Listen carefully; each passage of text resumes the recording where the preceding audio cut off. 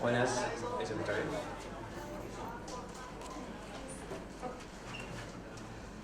Bueno, damos comienzo oficial, formal, a la presentación del libro Las artes del buen vivir y sus impugnaciones sobre las producciones morales dentro y fuera de la vida religiosa.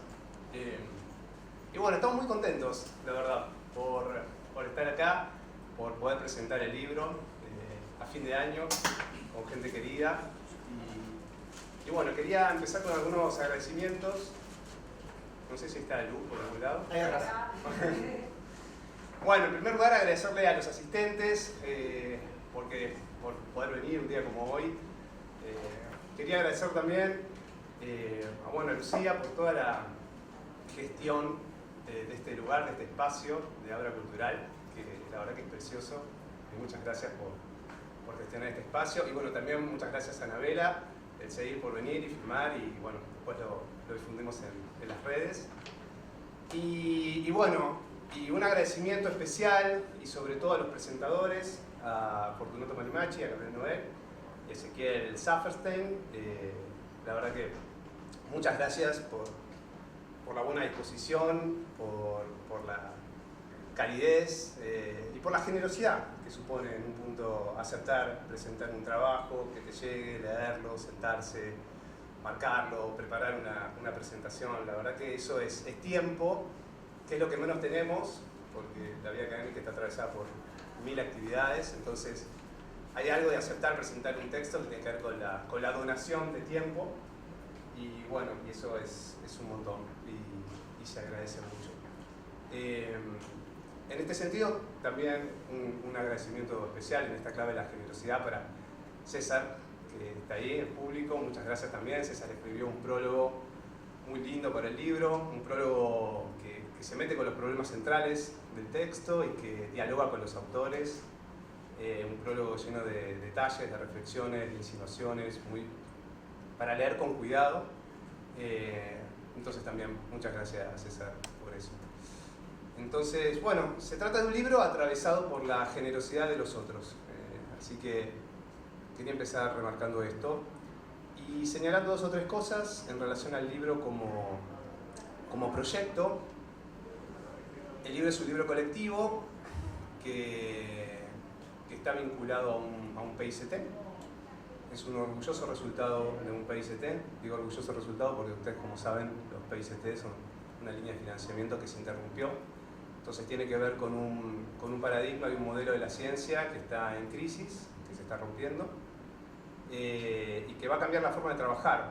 Entonces este libro está vinculado a un PICT que supone, como todos ustedes ya saben, la posibilidad de una planificación, o sea, la posibilidad de preparar un texto, armarlo, postularlo, armar un equipo de investigación, poder planificar el trabajo para mediano y largo plazo, poner en juego objetivos, resultados, publicar esos resultados. Bueno, toda una organización del sistema científico que es fundamental y que ahora está pausada, interrumpida, y es algo triste y preocupante. Pero bueno, este libro todavía forma parte de esa antigua manera de entender la ciencia, ¿no? que espero podamos recuperar. Entonces tiene que ver con un PICT que presentamos en el 2019 y que fue adjudicado en el 2020, coincidió justo con la pandemia. Y en un principio el proyecto tenía como objetivo trabajar con distintos sistemas terapéuticos que tuvieran algún vínculo con la religión y con las adicciones, y pensarlos de manera comparativa, ¿no? Como una comparación analítica entre distintos sistemas terapéuticos. Y a medida que fuimos avanzando, la cuestión de la terapéutica perdió un poco de centralidad y empezó a ocupar un lugar más importante la cuestión de la moral. Entonces, las discusiones y las lecturas fueron cada vez más hacia la pregunta por la moralidad, la pregunta por el hecho moral, en una clave más durkheimiana, o sea, que tiene que ver con entender la moral como un constructo, como un artefacto, como un artificio, ¿no? Como algo que es el resultado de un trabajo colectivo y que tiene un efecto de realidad y que produce consecuencias y que moviliza la acción en un sentido o en otro. Y el hecho moral que descubríamos más en el campo que los textos tenía que ver, por un lado, con una idea del bien, o sea, con la postulación de una idea del bien, o sea, de qué tipo de vida merece ser vivida, qué es una vida significativa. Entonces eso era algo que estaba muy presente, la dimensión propositiva de la moral. Y también el hecho moral está relacionado con la regla, ¿no? Con cómo alcanzar esa idea del bien, ¿no? No se puede actuar de cualquier manera, sino cómo alcanzarlo, la idea de la conducta, de prescribir la conducta y de las sanciones.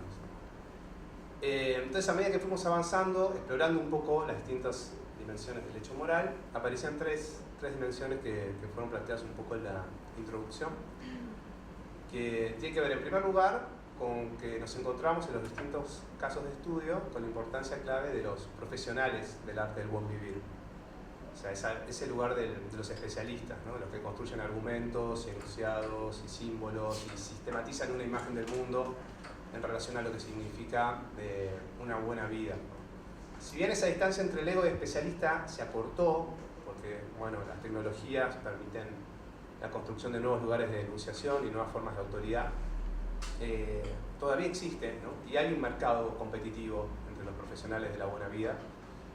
Basta estar en Instagram un rato y scrollear para que aparezca alguien que te diga la posta sobre cómo tenés que vivir. Entonces nos encontramos en campos muy diversos con esta presencia clave del profesional, titulado o no, o con otras formas de titulación alternativas que eran el especialista en el buen vivir. Después, una segunda dimensión que nos encontramos era la cuestión de las crisis existenciales, una dimensión ontológica, en el sentido que la cuestión moral aparecía vinculada a un quiebre de lo que Bourdieu denomina como el sentido práctico, o Schutz, la actitud natural frente al mundo, ¿no? Pero hay algo de la realidad que se vuelve extraña, se vuelve ajena, se desfamiliariza, y frente a ese estado de desconcierto, un poco de incertidumbre, la moral aparece, ¿no? Con mucha fuerza. Entonces la dimensión de las crisis biográficas, existenciales, aparecía también de manera constante.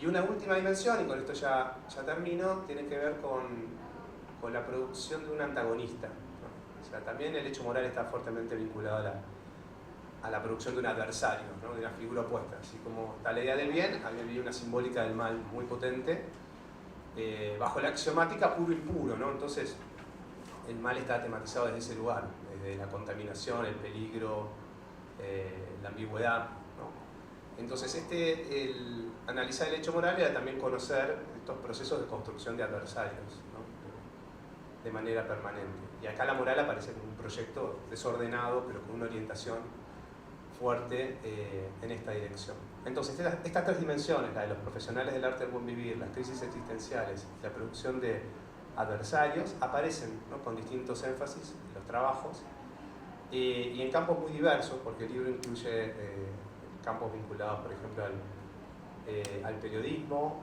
a la literatura y a la producción editorial, a la política y a la religión, y distintas declinaciones de la religión. O sea, el mundo católico, la religiosidad popular, el mundo afro, el neochamanismo, los evangélicos, las espiritualidades alternativas, el yoga, ¿no? Y en cada uno de estos mundos aparecían estas dimensiones. Entonces, para terminar, lo que nos dejaba el libro era una imagen de conjunto de una sociedad en donde hay una suerte de ruptura de consensos y un estado de combate, de disputa permanente entre distintas ideas del bien y también la producción de adversarios, ¿no? Y antagonistas. Entonces, vivimos tiempos muy morales. Es un poco la conclusión, tal vez demasiado sencilla. Pero esto explica también cómo la economía puede fungir como una suerte de religión, o puede recrear estructuras de pensamiento religioso, Esto puede aplicar también como, por ejemplo, Dante Gebel puede ser un candidato a presidente para el 2025. Entonces, bueno, no quiero extenderme más.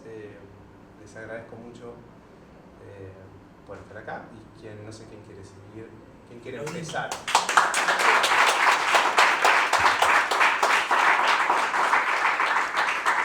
¿Quién quiere empezar con el comentario? ¿Quién quiere empezar? ¿Tenés algo que decir? Gracias. Bueno, muchas gracias por la invitación. Como le dije a Joaquín y a Juan Martín Bonacci, que fue también el primer contacto para poder estar acá.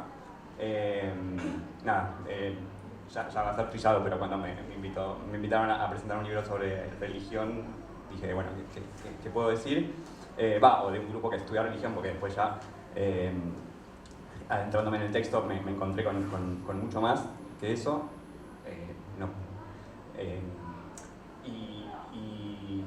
Bueno, digo eso, pensé primero que toda investigación sociológica puede ser un estudio sobre la vida religiosa, no inventé yo esto, y cuando leí el libro, sobre todo con esta idea del dentro y el afuera, me convencí mucho más que es así, ¿no? Las prácticas sociales, sean religiosas o no, son como si también fueran prácticas religiosas y ahí también entra la moral y esto de vivimos tiempos muy morales me gustó mucho porque también es como la lección del libro y está buenísimo. Yo había conocido el trabajo de Joaquín con un libro anterior, no sé si fue, hubo otros posteriores también, ¿no? Pero La industria del creer, un libro clave para mí, para pensar los vínculos entre el mundo editorial y religioso. Bueno, muchos de ustedes escribieron allí. Me había servido muchísimo para pensar mi producción, o mi investigación sobre la producción cultural y los vínculos con la política. Yo trabajo sobre el mundo del libro y así como La industria del querer trabaja sobre libros y religión, yo trabajo libros y política y la verdad que conecta muchísimo, ¿no? Y cuando leí ese libro, pensé lo mismo que estoy pensando ahora para estar acá, digamos. O sea, no nos leamos solamente entre especialistas de un nicho o de un campo o de un campo disciplinar, sino que estos puentes entre entender, bueno, religión y libros o libros y política o qué tiene la mirada sobre lo religioso para decir y qué nos puede aportar, me pareció clave, digamos. Ese libro a mí me había encantado, lo usé, lo cité, digamos, lo trabajo un montón. Todos los capítulos y la introducción de Joaquín, que tanto como esta, como la de ese libro,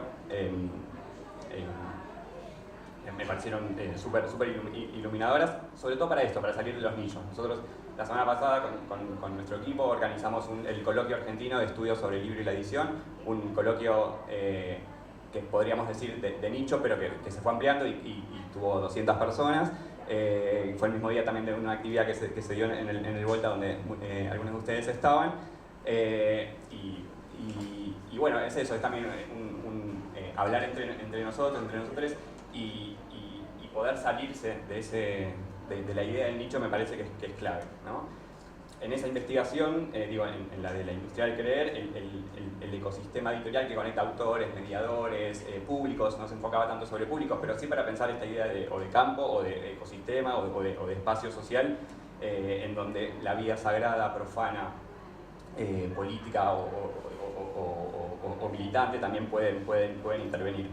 Me había parecido, y este también, y esto lo voy a conectar con lo que digo sobre este libro, cómo se vinculan, ¿no?, campos con lógicas distintas a través de artefactos culturales, como artefactos culturales, comerciales y religiosos, ¿no? Algo que me parece clave para pensar esos cruces, porque lo mismo sucede en mi investigación con la política.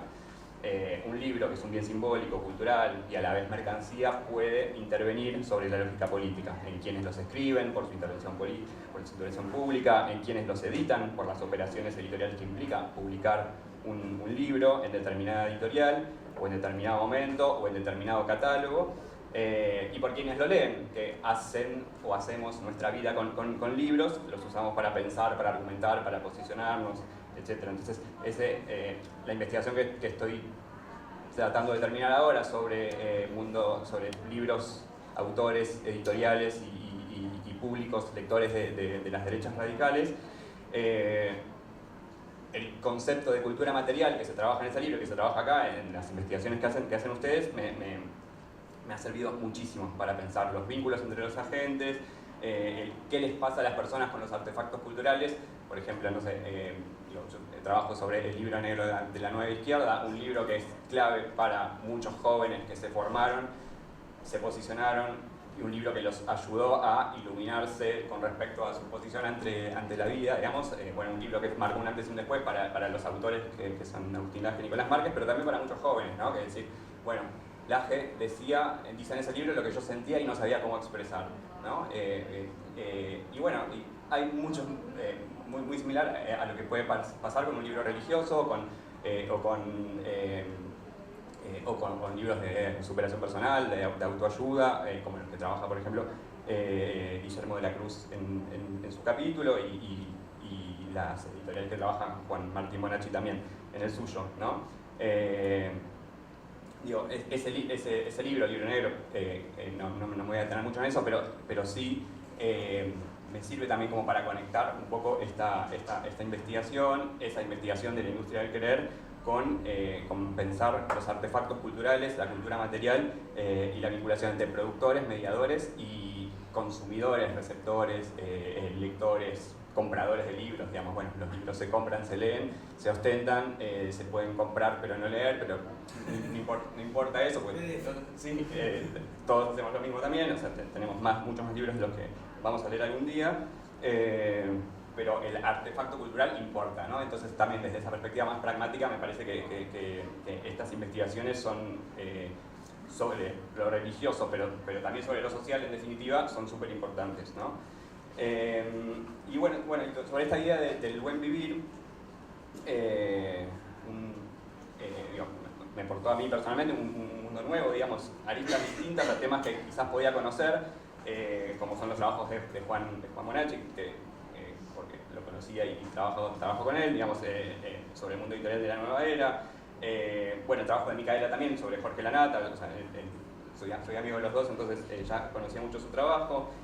Bueno, el de Mercedes, que también conocía por otra etapa, nada, pensar esta idea de la ritualidad de los productores musicales, lo chamánico, en esa indefinición de lo chamánico que me súper interesó, que también lo habíamos conversado en su momento en la cursada, sobre qué significa lo chamánico, y al leer el capítulo es, buenísimo, esa indefinición es también constitutiva, y la pueden utilizar los productores musicales en sentidos muy distintos, y está buenísimo. El trabajo de Lucía sobre Mar de las Pampas, donde me voy de vacaciones en febrero, me pareció bueno, genial, bueno, en relación con los trabajos de Gabriel también. Bueno, y después otros que me fascinaron, digamos, me encantó el libro, es el de Sebastián sobre la práctica del yoga en prisión, el de Aaron Atías Basso con la sacralización del hecho moral, la cuestión del territorio, del pueblo, lo plebeyo, que también lo veo, por ejemplo, en mi campo sobre los jóvenes de La Libertad Avanza y la cuestión del territorio, ¿no? Por ejemplo, es un paréntesis, en esta tensión que hay entre dos vertientes de los apoyos a Milei, las Fuerzas del Cielo y La Libertad Avanza. Los de La Libertad Avanza, partido de Karina Milei, dicen no, nosotros hacemos territorio, los otros hacen redes, que no es lo mismo que territorio, también podemos pensar que puede ser otro territorio, pero el trabajo de Aaron me hizo pensar muchísimo para eso. Bueno, los consumos afro-religiosos de Nahuel, bueno, la verdad que me gustaron mucho. Y estos temas se conectan con mi investigación actual, donde me enfoco en autores, editores, lectores de la llamada batalla cultural, pero algunos leen también libros de superación personal, otros siguen a los periodistas notorios, otros hacen yoga o prácticas que consideran también espirituales, como calistenia, por ejemplo.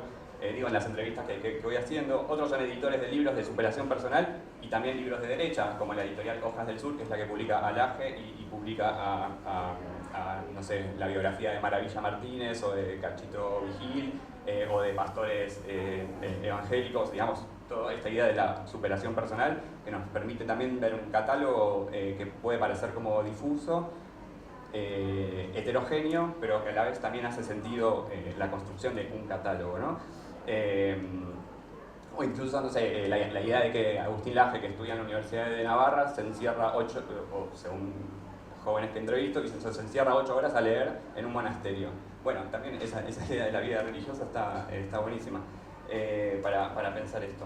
Pero bueno, digo, de lo que trata este libro es del buen vivir y de la moral, algo que también aprendí y me sirve para pensar la política como una cuestión moral. Y en esto de que vivimos en tiempos muy morales, en un nosotros versus ellos, en una o polarización, digamos, o la propuesta teórica, conceptual y política de la llamada batalla cultural está pensada en términos morales, y el buen vivir está atravesado entonces por el bien y el mal, esta idea del nosotros y el ellos.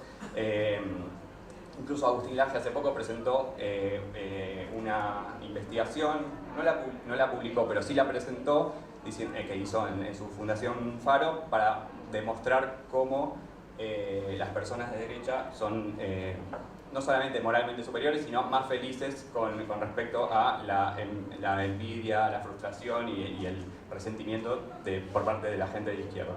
Es como una faceta actual de Laje que deja de utilizar fuentes terceras medio apócrifas a investigaciones propias, pero que igual tampoco se muestran, ¿no? No nos conoce Laje. Si nos conociera es la joda total. Claro. Si crees, la crees. Bueno, todo esto también parece que la cuestión de la batalla cultural no es algo como una distracción, sino también es constitutiva del orden económico que se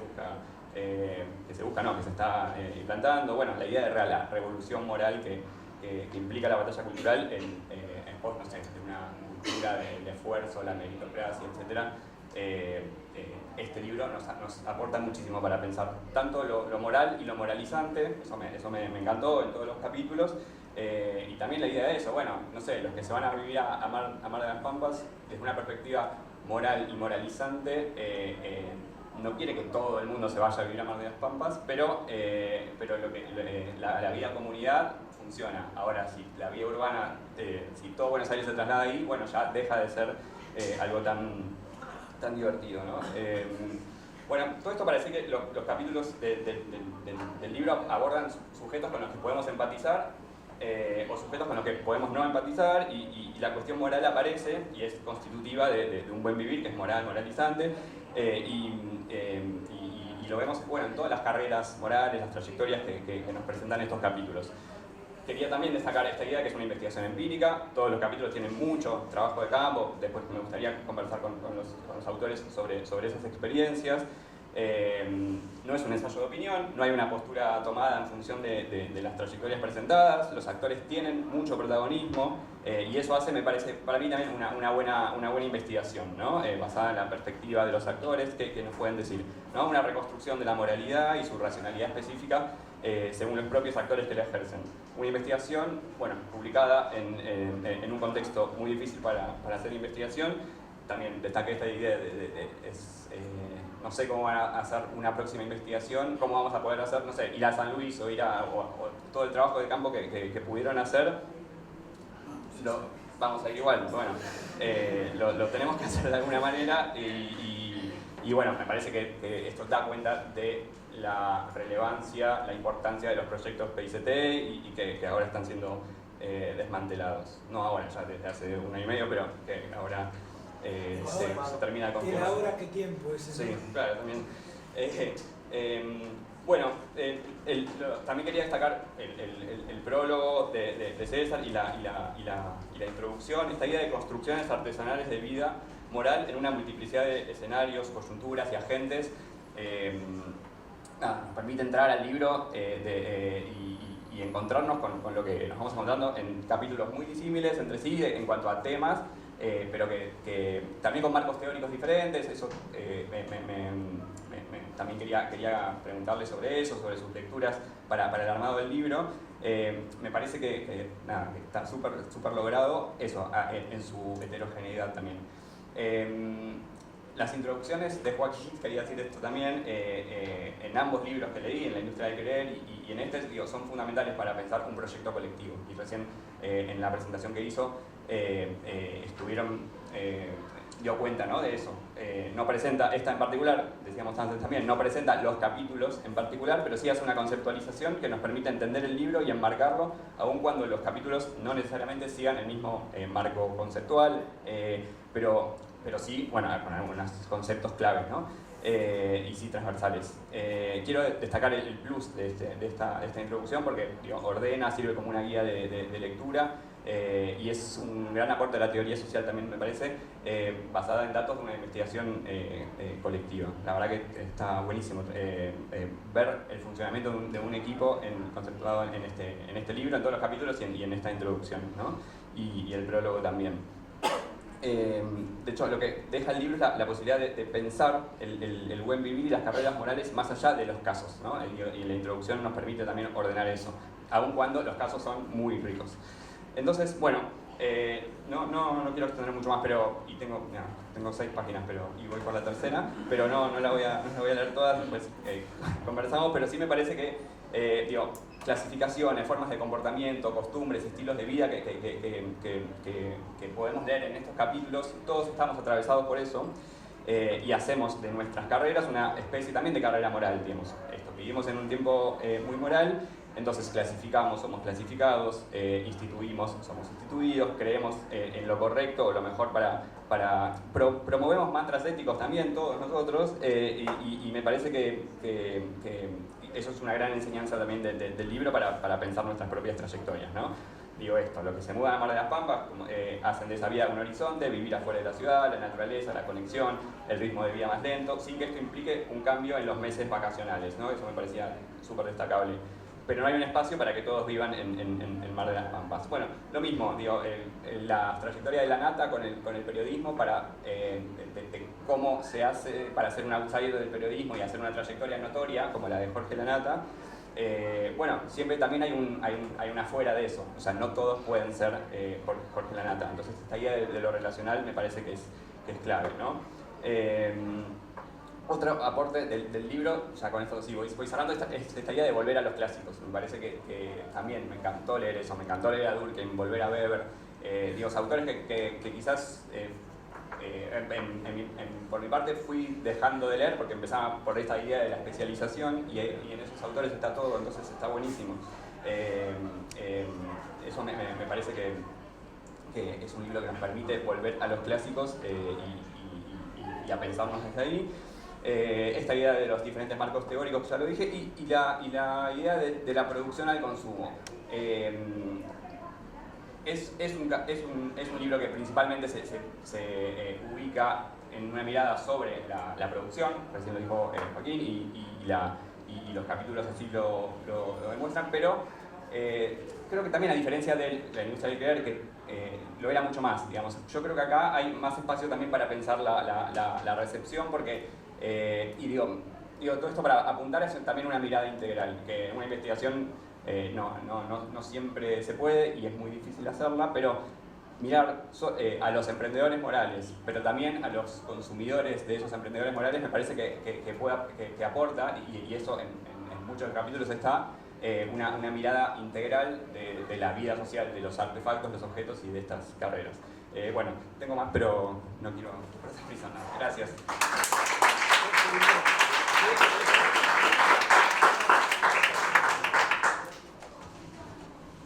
Bueno, buenas tardes.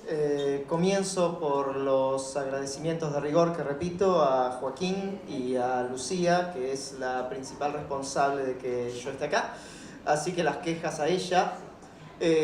Soy, digamos, la figura anómala de la mesa, desconozco todo acerca de religión. Hace 3 años que dejé la práctica de las ciencias sociales, hago neurofisiología ahora. Trabajé moral durante 15 años de mi carrera profesional como etnógrafo y antropólogo, pero la última vez fue hace como 10 años, así que esto se los digo también para que puedan relativizar todo lo que digo y decir, pobre tipo no tiene idea de lo que habla, ya se olvidó, está viejo, sus mejores años han quedado atrás. Bueno, en primer lugar quiero decir que cuando leí el prólogo de César dije, bueno, fantástico, o sea, todas las cosas que yo podía aportar ya las dijo César en el prólogo, ¿no? Y después cuando leí la introducción dije, bueno, ahora sí que estoy en problemas, ¿no? Porque las 4 o 5 ideas que podía tener a propósito de un tema, que insisto, miro que estoy desde afuera, ya estaban en el prólogo y la introducción. Aún así, ya me había metido en el brete y no podía fallarle a Lucía. Además, yo ya conocía este lugar, quería venir, aire acondicionado, comida, what's not to like. Así que dije, bueno, de todos modos voy a leer el libro y ver qué cosas se me ocurren. La verdad que aprendí un montón leyendo. Había gente a la que ya conocía, más o menos, autores que ya había leído más o menos, pero aprendí un montón leyéndolo.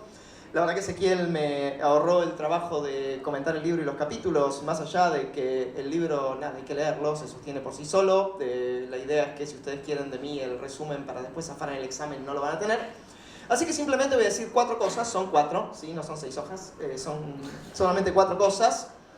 Y que, digamos, tienen que ver con cosas que a mí me causan perplejidad. A esta altura y desde fuera del campo de la ciencia social, les voy a hablar de lo que a mí me interesa, ¿sí? Más allá, bueno, no, ustedes me invitaron, saben cómo me pongo, así que en todo caso la culpa, como les dije, es de Lucía.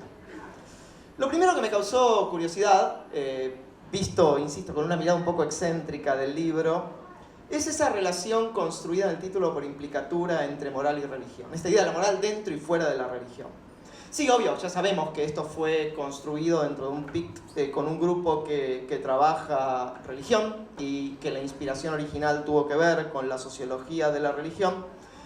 Pero a mí me generaba cierta incomodidad ese título, incomodidad mía, por supuesto, porque me parece que asociar la moral con la religión es concederle demasiado crédito a esos actores del mundo de la religión que durante mucho tiempo se consideraron los especialistas eminentes en moral, ¿no?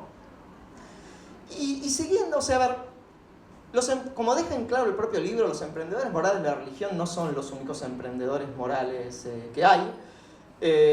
No sé si vivimos en tiempos más morales, no sé si hay tiempos más morales que otros, pero lo que sí sé, y en eso estoy de acuerdo, es que son tiempos en que les dan mucha vidriera a muchos emprendedores morales, y esta posibilidad de constituirse, como decía Joaquín en la introducción, como emprendedor moral, tiene hoy más vías y por eso, digamos, no sé si es que son tiempos más morales o que hay más espacios donde la moral se vuelve reflexiva.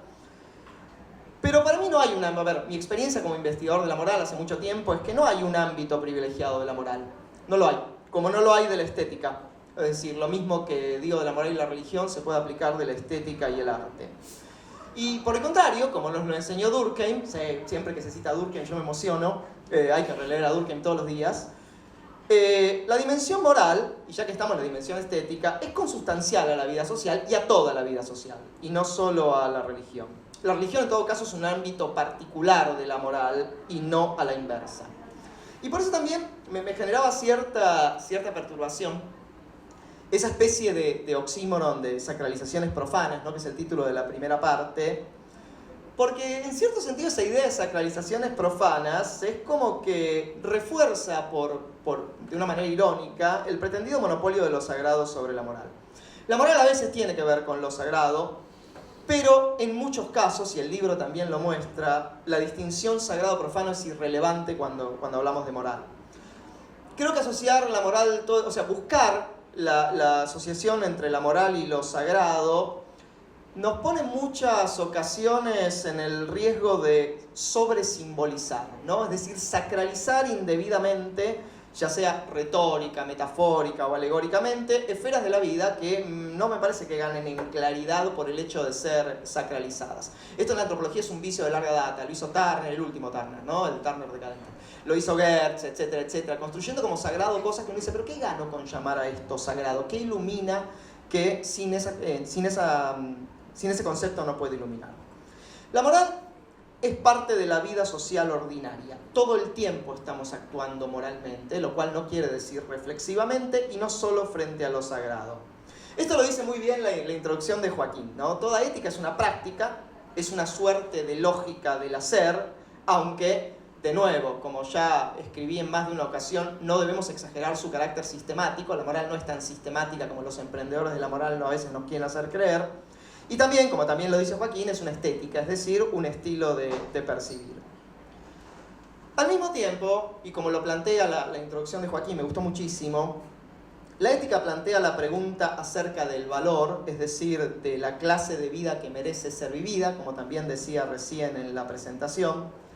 Y cuando aparece toda la discusión sobre el valor en la introducción, y esto también es un sesgo mío, yo me esperaba encontrar a David Graeber. Pero no, me encuentro a Taylor, ¿sí? Que de nuevo, está bien, es un filósofo, ha discutido estas cosas, qué sé yo, y sabemos que hay una persistente atracción por la filosofía en las ciencias sociales, todos querríamos ser filósofos, a veces cedemos a esa tentación, en todo caso los admiramos desde lejos, no, sí, decimos que no, pero después terminamos todos escribiendo ensayos.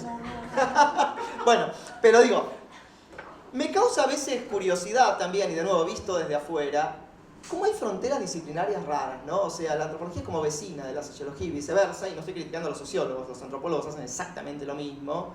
Y vamos a buscar a veces a la filosofía, y a una filosofía que a veces es superficialmente apropiada, no en este libro, pero digo en otros casos, recursos que están mucho más cercanos, ¿no? Bueno, insisto, algo que ya se sabe, lo hemos dicho 1000 veces, la disciplina es importante en la formación, pero en la práctica no debería serlo tanto, porque como nos enseñó Durkheim, no hay una sociología de la moral distinta de la antropología de la moral. Para Durkheim no había dos ciencias sociales, había una sola, ¿sí? Y era la ciencia de lo social.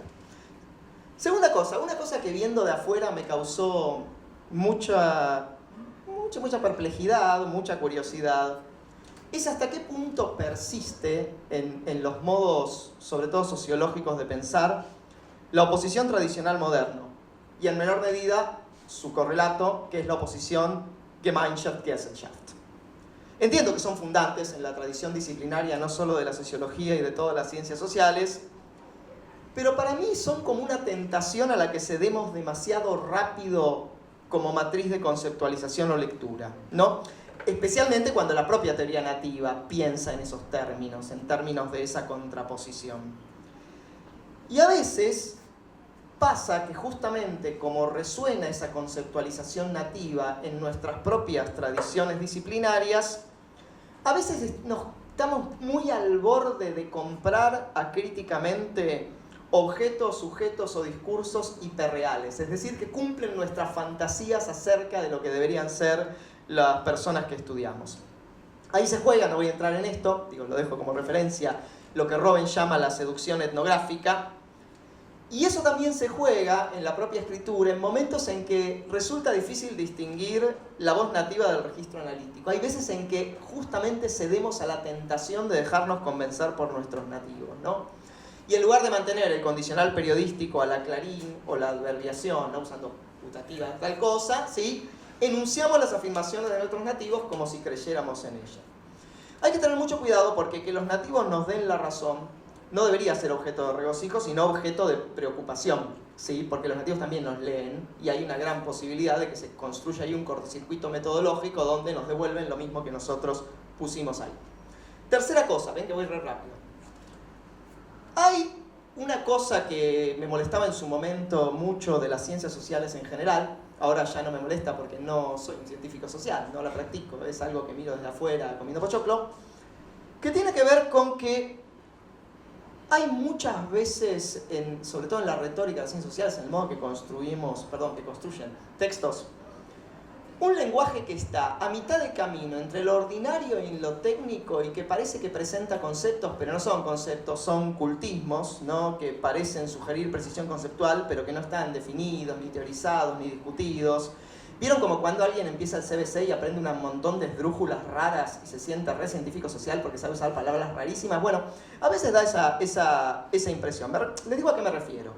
Aparecen todo el tiempo palabras como representación, creencia, imaginario, arquetipo, narrativas, estructuras del sentir, pero no aparecen conceptualizadas, aparecen usadas como, bueno, esto es lo que todos sabemos, aparecen de modo intercambiable, de modo coloquial, y todos esos conceptos arrastran más de 3/4 de siglo de debate, de impugnación, de crítica, y los usamos como si no fueran problemáticos y los usamos como si fueran sinónimos, aunque vengan de tradiciones distintas. Ahí creo, no sé, hay una pregunta para hacernos, que es ¿cuándo dejó de importarnos la teoría, no? ¿Cuándo dejamos de entender la necesidad de utilizar herramientas intelectuales precisas? Cuando nos empezó a preocupar más publicar en Amphibia que publicar en journals, o sea, ¿cuándo dejamos de...? Bueno, para mí es cuando dejamos de llamarnos científicos y empezamos a llamarnos cientistas, ¿no? Ahí hay una renuncia, claramente. Por momentos parece como si los posmodernos hubieran ganado la batalla y todos fuéramos posmodernos, y esto en un mundo donde los discursos anticientíficos adquieren un estatuto hegemónico me parece por lo menos peligroso. Mutatis mutandis, lo mismo se aplica a la palabra poder, que muchas veces aparece como un comodín, un saludo a la bandera, ¿sí? Me olvidé el poder, sí, entonces voy a hablar del poder para que sepan que, nada, todos leímos a Foucault, sabemos lo que es el poder, etc. Una vez más digo, es algo que en su momento cuando era antropólogo, ahora no me preocupa, pero cuando era antropólogo me preocupaba mucho y por eso, bueno, nada, me pasé 15 años estudiando antropología de la moral para intentar esclarecer teóricamente de qué manera podían pensarse esas cosas. Desarrollé la idea de recurso y de repertorio, me parecía interesante porque abren preguntas por la historia, las representaciones, igual que la cultura, aparecen siempre como dadas, atemporales o sincrónicas. Y para mí siempre hay que preguntarse por el origen histórico de los recursos y de los repertorios para evitar el efecto naturalista de los propios discursos nativos que los dan por sentados y evidentes como si todo el mundo supiera lo que son y como si no fueran un objeto de un proceso histórico. Bien. Última cosa de este segundo punto, falta poquito. Una cosa que a mí siempre me causó problemas y no logro entender cómo el resto de la gente no lo desvela como me desvelaba a mí, pero nada, son taras mías, es la cuestión de la motivación. Lo voy a decir de nuevo. No tenemos acceso a la motivación de los actores, salvo que alguien sea telépata. Y si alguien es telépata, por favor me lo comunica a la salida porque tengo usos para esa persona, ¿sí? Las motivaciones son inaccesibles a la observación. Lo único que tenemos son accounts, es decir, declaraciones de motivaciones. Dicho sea de paso, y pregúntele a cualquier psicoanalista, las motivaciones ni siquiera son transparentes para los propios actores. No sabemos por qué hacemos las cosas, y las cosas que hacemos no son resultado, mal que les pese a los teóricos del rational choice, de un proceso de objetivación reflexiva. Todo account es retrospectivo. Es una imputación que el propio actor hace de su comportamiento sobre la base de las razones del presente. Todos sabemos lo que es la ilusión biográfica. Las motivaciones no son observables, ¿sí? Lo único que hay son imputaciones y la única forma de adjudicar imputaciones es con teoría detrás. Si no, le estoy creyendo al nativo y eso se llama comer de la boca del nativo y está mal. Tercera cosa. La cuestión de la clasificación y la jerarquización de los valores. Una cosa que me llamaba la atención a veces leyendo algunas caracterizaciones, es que pareciera que los valores estuvieran todos en el mismo plano, ¿no? Que no tuvieran relieve. Y como muchos textos clásicos, que yo estoy pensando en Matzai Sykes, etcétera, etcétera, nos mostraron, los valores sí están en tensión y están en disputa, pero no están todos en el mismo plano. Hay valores dominantes y hay valores subterráneos. Y a veces, justamente, por demasiado apuro en reconstruir los repertorios morales de nuestros actores, nos olvidamos de preguntarnos por eso, ¿no? Por eso, a ver, justamente por eso todo aparece como una tensión, una contradicción o universos morales. Solo hay contradicción y solo hay tensión permanente si los valores están en el mismo plano. Y no todos están en el mismo plano y no todo el tiempo, porque justamente en abstracto los valores pueden estar en el mismo plano, pero a la hora de adjudicarlos en la práctica tenemos que priorizar unos sobre otros. Y ya es una pregunta interesante de la ética como práctica.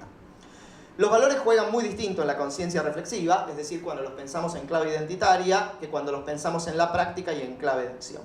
Y creo que justamente la dificultad para trabajar esto tiene que ver con una dificultad metodológica, que es la cuestión de la entrevista, que la entrevista no es un buen instrumento para capturar esta distinción. Y si no lo tenemos presente, si no tenemos presente que lo que está haciendo la gente es reponer mediante la conciencia reflexiva en el marco de una relación social que se llama entrevista, que busca la elicitación de valores fuera de contexto, y no intentamos de algún modo capturarlos en la práctica a través de la observación o, qué sé yo, recogiendo conversaciones, etc., esto se nos pasa siempre. La entrevista en general, en mi experiencia, pero esto es mi experiencia, es un instrumento demasiado rudimentario para capturar la sutileza de la vida moral. Está abierta a mucha racionalización, está abierta a mucha definición identitaria y corrección política, y por supuesto la entrevista confunde todo el tiempo. El problema no es que el entrevistado lo confunda, que lo confundamos nosotros, la distinción entre account y motivación. Y por último, y para cerrar, visto por el lado de la subjetividad de los actores, por el lado de la agencia y por el lado de la identificación, la religión es un repertorio más. Digo, no estoy inventando nada, estoy siguiendo a Bloch, entre otros. Para mí no hay que dar demasiado rápido por sentado su singularidad, su excepcionalidad o su diferencia con otras esferas de la vida social. No porque no haya una esfera de la vida social llamada religión, sino porque no debemos comprar críticamente las delimitaciones que los actores hacen respecto de sus propias vidas. Esto lo dijo recién Ezequiel y lo dijo muy bien, es una de las virtudes del libro y es algo que el libro hace muy bien. La respuesta a esta pregunta tiene que ser siempre empírica. Y justamente creo que una de las grandes riquezas de la inmensa mayoría de los textos de esta compilación es eso. Hacen eso y lo hacen muy bien, ¿no? Recogen esa delimitación de manera empírica. Lo que se ve, y una cosa que se ve claramente en todos los textos y de la que yo aprendí un montón, es que la religión lo que hace en muchos casos es dar un plus de autenticidad y por tanto de legitimidad a los reclamos morales. Es decir, esto que yo cuestionaba respecto del título, de que la religión parece tener un monopolio por la moral, en la práctica funciona, porque de hecho la autenticidad que muchos de los emprendedores morales de los capítulos del texto recogen está reforzada por esta idea de la religión. Porque justamente es la autenticidad y la legitimidad la que da justamente este plus en disputa, como decía recién también Ezequiel, con los otros, con las impugnaciones potenciales y actuales, con todos los otros que son siempre artificiales, artificiosos, ficticios, falaces, falsos, vendidos, banales o envueltos en compromisos inaceptables, de los que estos emprendedores morales buscan distinguirse. Pero una vez más, no hay que olvidarse, esto es parte de la retórica de un account que busca justamente construir legitimidad frente a otras propuestas alternativas y no hay que olvidarse de eso. Y listo, es todo lo que tenía para decir. Muchas gracias.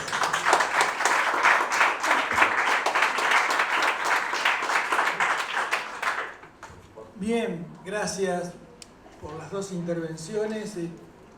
Si tuviéramos más tiempo es para discutir, o para seguir reflexionando. Es la idea. Claro que a veces no compramos la filosofía. Yo soy de la ingeniería química y les voy a hablar desde ahí.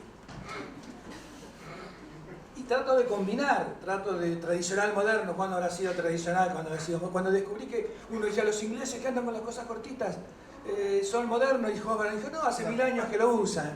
¿Qué es lo tradicional? ¿El gaucho? ¿Qué es lo tradicional? ¿Las religiones? ¿La ciencia? ¿Caín y Abel? Ya eran fratricidas, yo dije, ya terrible era la grieta entre Caín y Abel, siempre me pareció terrible.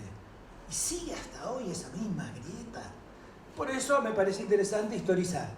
Y ahí entonces primero agradecerles, Joaquín y César, por las introducciones que me parece que son muy valiosas, nos ayudan y es lo que más leí porque me llegaron los artículos. Por eso confío en ustedes.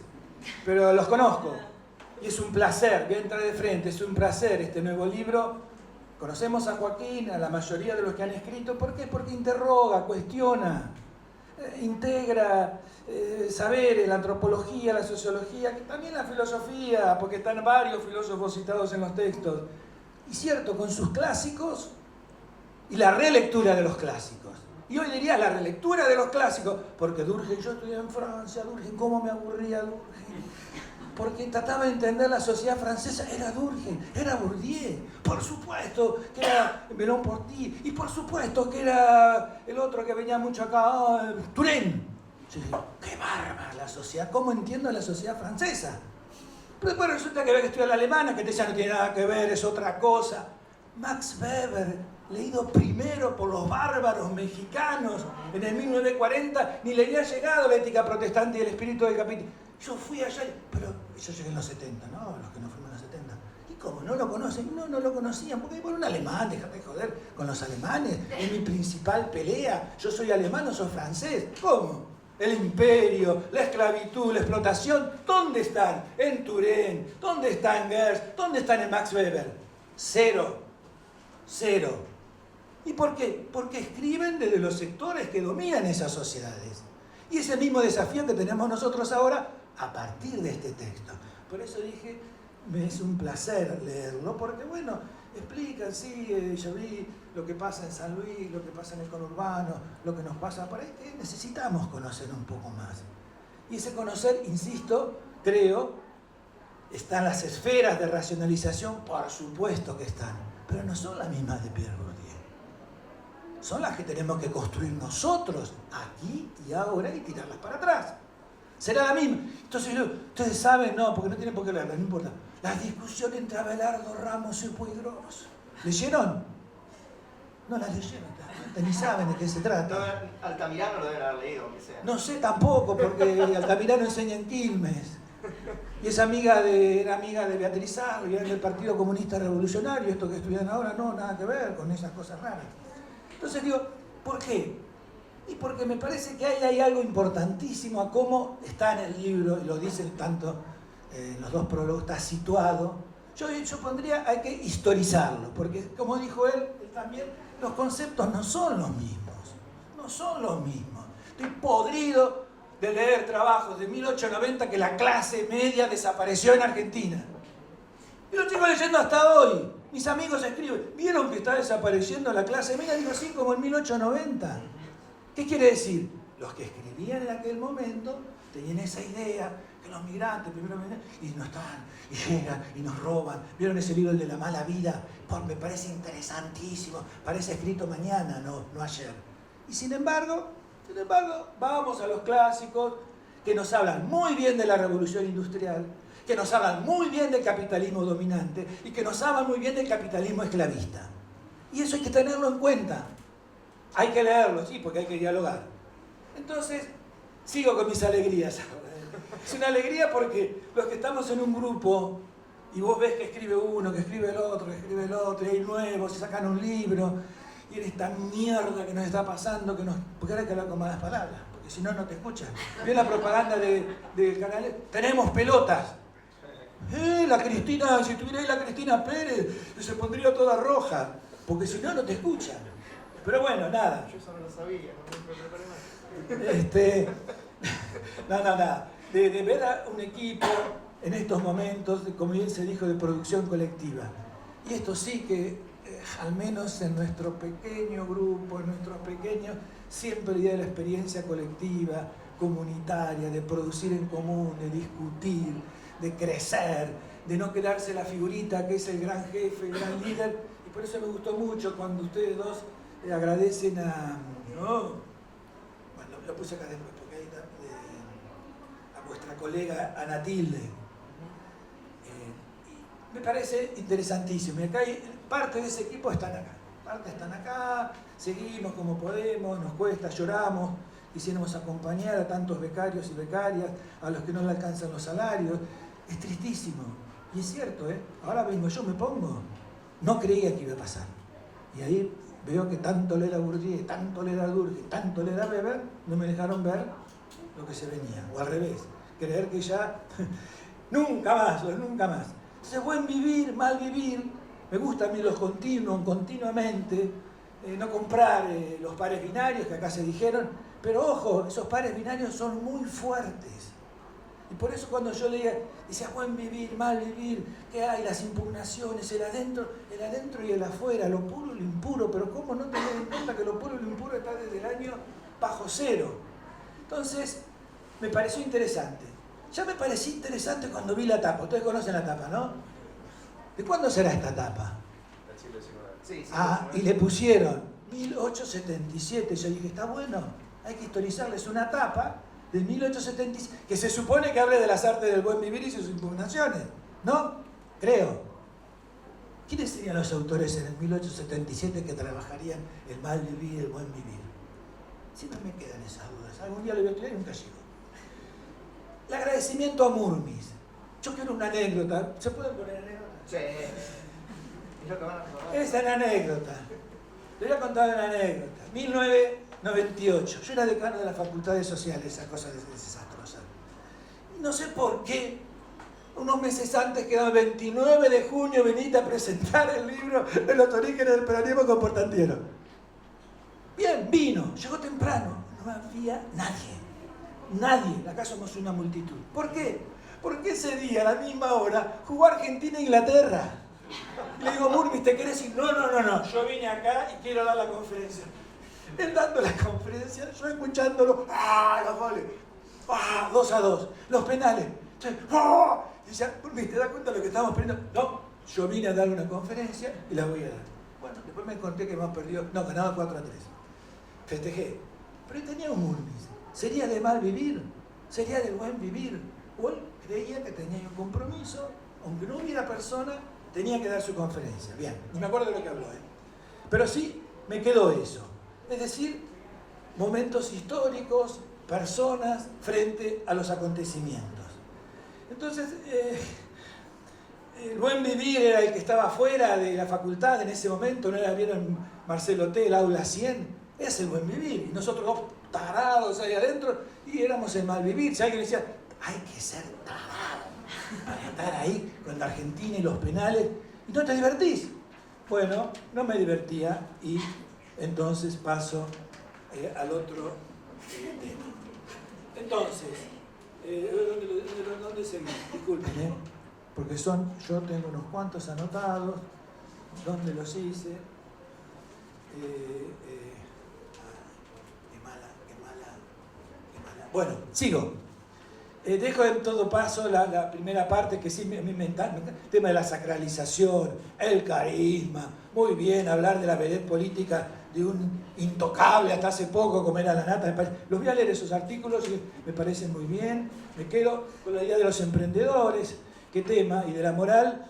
Yo, no sé tu edad, pero yo cuando fui a la escuela secundaria tenía moral e instrucción cívica, y eso es lo que aprendíamos. Siempre me acuerdo que le decíamos a la profesora, la Constitución, la democracia, y bueno, eso no existe, eso es para otro tiempo porque estoy siempre en dictadura, pude votar la primera vez en el 73, no sé para qué, pero bueno, y dije sí, moral, la moral, ¿qué era la moral? Religión ni existía,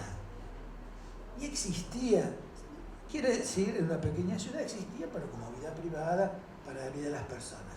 Entonces, me pareció importante esto, el tema que dice, como dice bien César, son narrativas, se materializan en lecciones de vida consideradas moralmente satisfactorias, buenas, positivas, inspiradoras, reveladoras. Y acá dicen contextos religiosos o seculares, y ahí es donde tratamos, lo que nosotros escribimos, poner I, pero no hay profano o sagrado, religión, y no, al ponerla ahí, es cierto, es pequeñita, pero nos inquieta un poquito más. Nos hace mirar política y religión, Estado y sociedad. Pues la sociedad civil, ¿qué hace esto? ¿Qué hace esto? ¿Qué es eso? ¿De qué teoría social vendrá, como decía? Por supuesto, sociólogos y antropólogos culturales. Yo dejo de lado todos los que ustedes citan, porque muy bien son sociólogos, antropólogos, la ingeniería química no citamos tanto. La obra los introduce, dice en sus primeras páginas, en el conocimiento de las artes del buen vivir.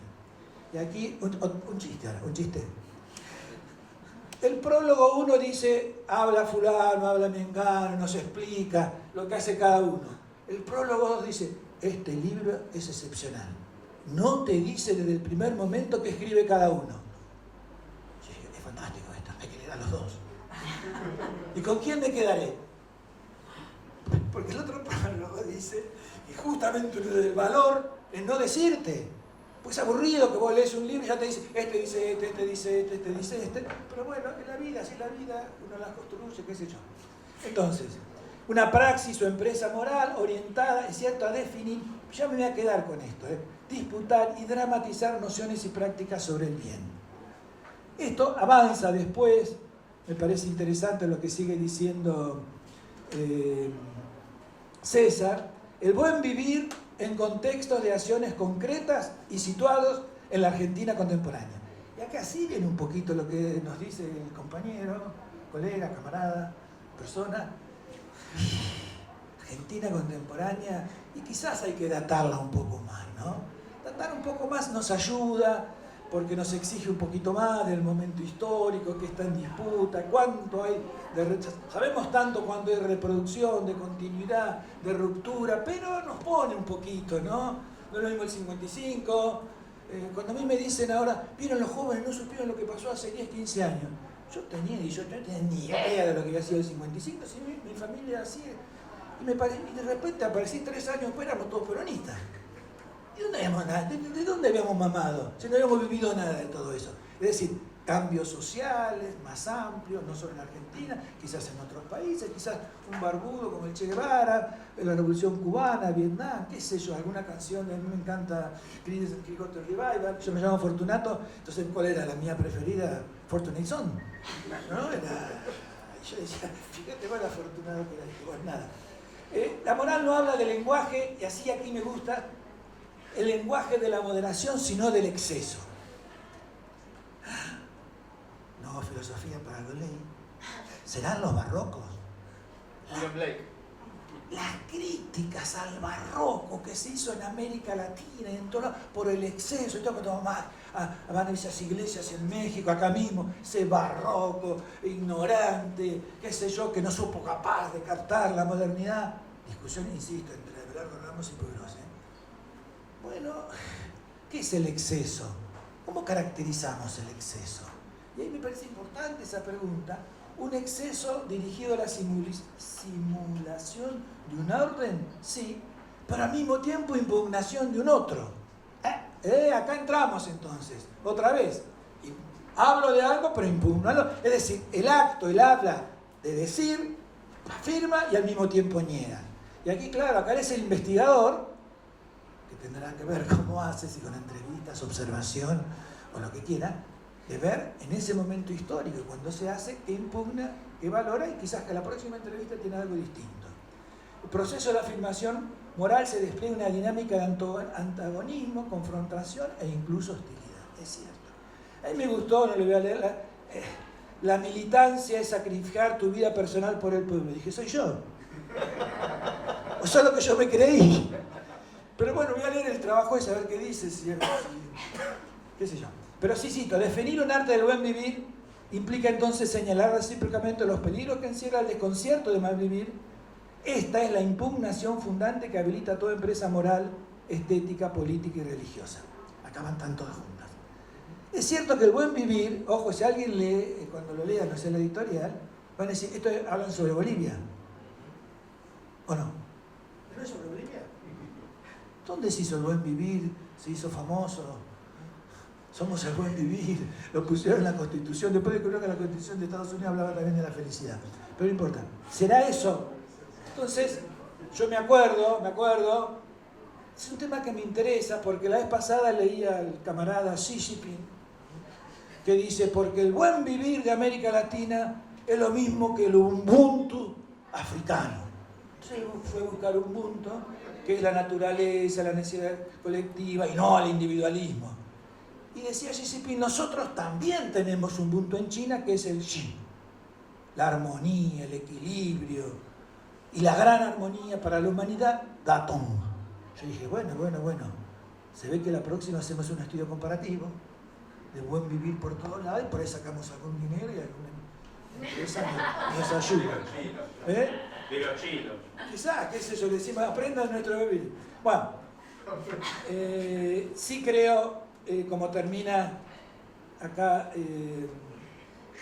César, en buena parte del mundo actual, donde una gubernamentalidad megamillonaria promulga la explotación del hombre por el hombre, debemos calibrar nuestra lente sociológica para comprender aquello que nos reclama nuestra condición moral. Uno puede decir nuestra condición de persona también, ¿no? Un compromiso activo, actuado, intencional, yo diría histórico, en la búsqueda colectiva del buen vivir. Aquí hay un intento de que aparezca un poco más el capitalismo, ¿no? Que parece que con el buen vivir y mal vivir algo tiene que decir, más allá de todo lo que nosotros leímos del compañero Max Weber. Bueno, sigo un poquito más y me interesa. Ni la moral ni lo sagrado son un asunto exclusivo de la religión. Chapó. Yo le diría ni la política ni la estatal. Es decir, cómo uno va con eso. Y, por supuesto, insisto, para Caín y Abel, quizás estaba todo junto, cuando Abraham va a matar a su hijo, capaz que estaba también presente. Pero bueno, me parece que, dice, en este estudio, el hecho moral casi nunca es sinónimo de orden. Problema, porque varias del buen vivir, del Ubuntu y del G es para implantar un orden, no es para el desorden. Pero bueno, no digo nada. Sino de disputa abierta y generalizada por el sentido.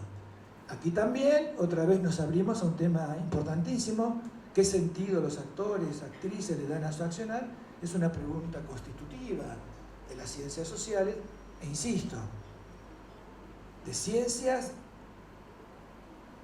que justamente, porque la otra oposición histórica, no se olviden, es religión versus ciencia. Y si la conocemos en el CONICET nosotros, ¿Cuántas veces ministros y colegas nos dijeron lo que ustedes hacen no es ciencia?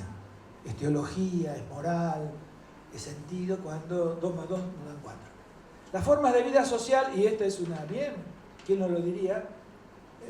Sostiene que las formas de vida social en toda su extensión pueden ser exploradas como formas de arte. Creo que me parece interesantísima. Nosotros, y acá se trabaja algo el arte en estos artículos, a veces tenemos que trabajarlo más, entendido en un doble sentido, como dominio práctico de una visión del mundo, y por otro lado, un estilo, y por otro lado, una lógica. Y aquí hay que detenerse un poquito, porque si bien después va a seguir, la paradoja de la acción social radica en la convergencia entre la experiencia vivida, producción y reproducción de propiedades estructurales. Es decir, actores y estructuras. Bien, no lo olvidemos esto, porque otra vez, ¿qué actores y qué estructuras en ese desarrollo capitalista o en ese sufrimiento capitalista se viven a lo largo de nuestra historia? No son exactamente las mismas. Y hoy nos damos cuenta. Carácter construido y procesal del conjunto de normas, símbolos de autoridad y relaciones sociales.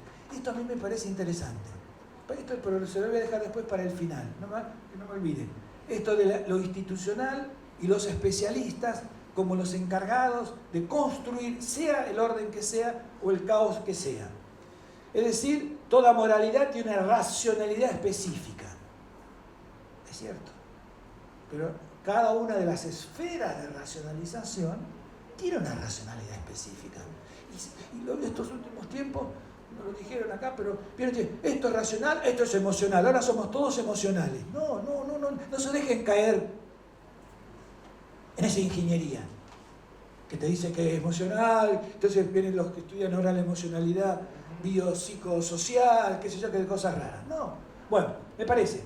Pero aparece algo, el gusto por la regla y el orden.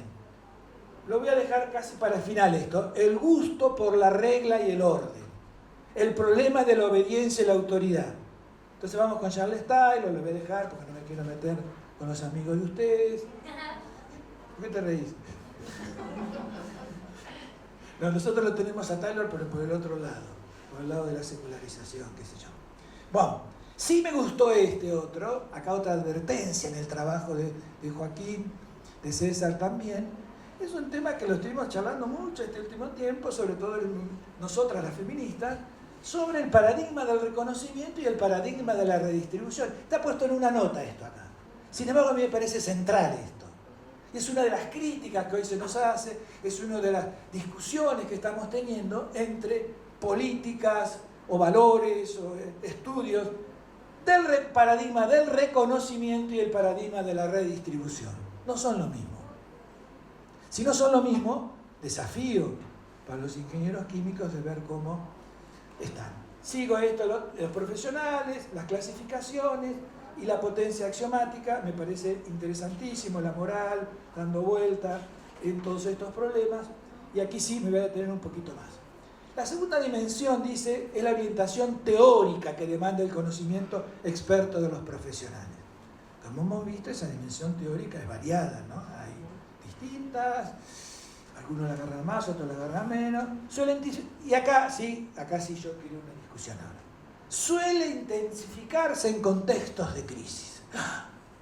Yo dije, ¿cuáles serán los contextos de crisis que intensifican los valores y la moral?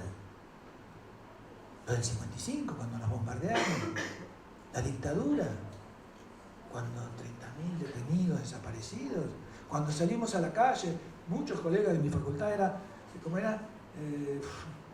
dólares y piqueteros o el mismo corazón era, ¿no? ¿Se acuerdan que salimos a la calle diciendo lo que tienen los piquetero y cacerola, la lucha es una sola? Exactamente, porque los dólares eran lo mismo de los piqueteros. Yo dije, o estoy en otro mundo, yo decía, pero me parece que no es lo mismo. Pero mis colegas siguieron escribiendo, allá ellos. Entonces, a ver, ¿cuándo no estamos en crisis? ¿Qué época histórica ustedes creen que no hay crisis? ¿O no hubo? ¿Qué me van a decir? Caín y Abel, no me lo digan porque ya, pobrecitos. La Edad Media, por favor. La Edad Moderna, por favor. ¿Cuándo? La Revolución Rusa, la Revolución Francesa, la Revolución de Mayo. Y Tera Escopol, que siempre me ayuda para esto, dice, no hay revolución que no pase por primero el consenso, después por la represión, después por cortarle la cabeza a todos y después por volver los otros que se echaron. ¿Cuándo es la época de crisis? Pero ¿por qué digo que es interesante? Porque si no, dejamos el concepto, todo lo valioso que ustedes ponen, solo para la época de crisis. Y los emprendedores, yo sí creo, la moral, sus disposiciones, salen del estado práctico cuando el mundo de la vida es puesto en cuestión. Mi misma pregunta, ¿cuándo fue puesto en cuestión? ¿Cuándo en Argentina? ¿Cuándo en los capitalismos periféricos? Y aquí hago un show ahora. Justo me tocó ir a un convento benedictino el otro día a comprar un pan dulce. Es así la vida, te toca. Me dijeron, queremos pan dulce. No, ¿a qué voy? Conducta del buen monje. Se las paso porque la hice yo. Conducta del buen monje. Es una regla esa.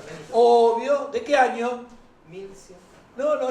530. Vamos a festejar en las facultades de la UBA los 1500 años del buen monje, de la regla. Entonces yo digo, cuando Pierre Bourdieu dice la regla no es nunca más que un último recurso para regular los fracasos del hábito. En el 530 también, falta cantarle el tango, ¿no? Sí. Lean la regla. Ahora, quiere decir que esta regla no sigue. Convento que fue poder ir a visitarlo ahí en Vitoria, sigue. ¿Cuál es el secreto? ¿Cómo se transforman las reglas? ¿Cómo se transforma la obediencia y la autoridad? ¿Quién puede tener esa capacidad de reformarla en el largo plazo? ¿Quién puede decir hace 1700 años, en un lugar de Turquía llamada Nicea, nacimos y tenemos que volver a juntarnos, como hizo el Papa León XIV el otro día? Yo digo, hay que tener ganas, ¿no? Decir, che, hace 1700 años. La regla que hice al 1700 años hay que cumplirla. Bueno, qué sé yo. ¿Será un sentimiento de seguridad ontológica, como dicen Guide? Pero, ¿cuál es la seguridad de existir en los distintos momentos históricos? Entonces, el hábito me parece interesantísimo. Está citado acá, para que sepan ustedes, esta otra colega, Martínez. Ay, se me fue el nombre. Ana Teresa, que hizo su tesis sobre Pierre Bourdieu. ¿Pero por qué? Porque ella sabe latín. Entonces dijo, si hay que ir a hábitos, hay que ir a Santo Tomás. Entonces le dijo, todo Santo Tomás, y que él había copiado a Bourdieu. Y yo digo, pucha, pero Bourdieu se copió de Santo Tomás. Y sí, porque el concepto... Se copió de Aristóteles, así que... Imagínate, estamos ya listos. Aristóteles, Santo Tomás, Bourdieu, un solo corazón. ¿Será así? Entonces, otra vez, el concepto me parece interesantísimo, concepto de la interiorización de la exteriorización, cómo ese hábito está, es sentido común, pero al mismo tiempo es consensus. Bien, insisto, me parecen interesantes las normas. Ahora, si ustedes leen a otro señor llamado Ratzinger, Benedicto XVI, ya me voy confundiendo, donde decía, si perduramos es porque la norma continuamente se va reformando. Si no se reforma, desaparecemos.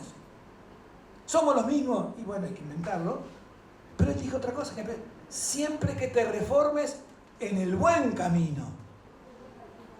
Y ahí viene, ¿cuál será ese buen camino? ¿Qué será la tradición? Si hay un lugar donde se discute tradicionalismo, modernismo, es en las viejas instituciones, en este caso como es la católica, que quiere mantener una, ¿no?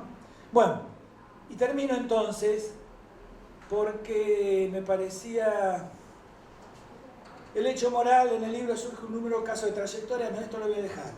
El mandato vanguardista, qué desafío para nosotros los intelectuales, los del CONICET y los que hacemos política, arte o lo que venga, ¿no? El mandato vanguardista es una tentación, está ahí. Yo soy el primero, el que lo descubro, el que ¿qué más que puedo hacer? No, el desgrabo no, traduzco, pero verdadera traducción, no como los franceses que no conocían a Max Weber. El personaje. La desfamiliarización de un mundo para la apertura de otro es un tópico transversal que sobrevuela cada capítulo. El dilema moral se instala y produce nuevas situaciones de orden. Esto es lo que a mí me gusta de esto, ¿no? De descubrimientos. Frente a la interrupción, no dice de lo desconocido, de lo conocido. Irrumpe lo conocido. ¿Pero por quiénes? ¿Cómo era conocido? ¿Cómo ¿Cómo llega a esos actores? Y esto me parece que en este libro es fantástico porque nos deja. Y la tercera dimensión es la forma particular de impugnación, la axiomática, puro impuro, la lógica del exceso, las posiciones se radicalizan, exageran y adoptan un ímpetu taxativo. En nuestro último encuentro, en nuestra asamblea, el otro día, jornadas, apareció otro colega que dijo, todo eso abórrenlo, porque tener especialistas que duran en largo plazo para imponer un orden moral, se acabó. Hay un fuerte proceso de individuación, de individualidad. ¿Y qué es? ¿Qué nos dijimos? Todo lo que ustedes investigaron hasta ahora, desde el año menos 800 hasta ahora, es el área axial. Entonces hay todo un grupo de colegas que están diciendo, bueno, cristianismo, budismo, judaísmo, ¿qué más? Los iraníes, los otros son racionalizaciones sobre un mundo hechos con especialistas, con vanguardia, elitistas, ¿no? Más o menos, y este fue hasta este primer y segundo milenio y ahora se acabó. La era posaxial, Jasper, Eisenstein, ahí se cita un poquito en el artículo. ¿Y qué dice? Bueno, que viene la etapa posaxial. Yo no conozco nada porque la filosofía se la dejo a él. Pero sí conozco un poquito mi otro gran amigo, que fue Habermas, que estudiábamos juntos, en sus clases. Why? Because he's writing now what has happened with post-secular society. Alemán, Frankfurt. Y dice, we can't understand that society today in Germany. Digo yo que lo debe decir así, ¿Por qué dice? Porque se está llenando de gente religiosa en el espacio público. Y no solo cristianos, sino vienen esos musulmanes con sus olores, sus trapos, sus velos. Y dice, yo que estudié en Frankfurt, dice, está escrito, no le invento nada, le pongo así. Patos. Patos. Exacto, porque si no sería aburridísimo escucharlo en alemán. Yo no entiendo eso. Yo fui criado en la escuela de Frankfurt. Yo fui criado en la escuela que la religión desaparecía. Y está por todos lados. Entonces, ¿qué dice? Pues, me lo voy a ver a Ratzinger, Benito XVI. ¿Por qué no hacemos un pacto? Le dice.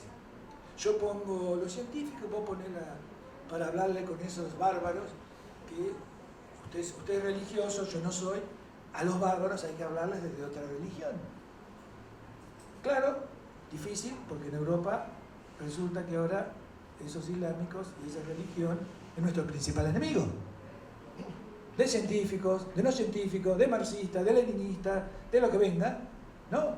Y la gran coalición judeo-cristiana, evangélica, todo lo que ustedes quieran, en contra del Islam, que es esa gran podredumbre que nos quiere comer, quiere tirar abajo la civilización. Y acaban de construir en Olavarría, ¿vieron?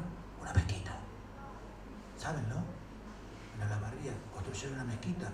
Todos los autores, eso sí que lo saben, ¿ves? Estamos más nada. Es decir, ¿será esa sociedad postsecular? Porque esto que Habermas dice ahora, me equivoqué. La religión no se había ido, sino que está con fuerza como un actor cultural y político relevante.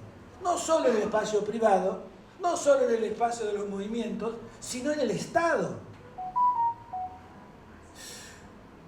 Y entonces hacen falta pluralidad de voces que interactúen con el Estado y en la esfera pública, donde haya un diálogo creyente, no creyente, marxista, liberal, nacionalista, lo que venga, para que nosotros podamos entonces estas amenazas que estamos teniendo. Bueno, la primera dice como conclusión es una renuncia explícita a la anticipación. Resumen y comentario de cada capítulo de este texto, no lo cumplimos. Pero sí quiero terminar porque es una caricia al alma, una caricia al alma. Una caricia al alma, lo que... otra vez me voy, en César, donde dice, el texto, gracias César, se me van a quedar lágrimas, no, en serio, yo estoy viejito, es asimismo producto de un acopiado trabajo de largas décadas en el marco del programa Sociedad, Cultura y Religión del CEIL CONICET, el Centro de Estudios en Zoología de la Religión de mayor relevancia en la Academia Argentina.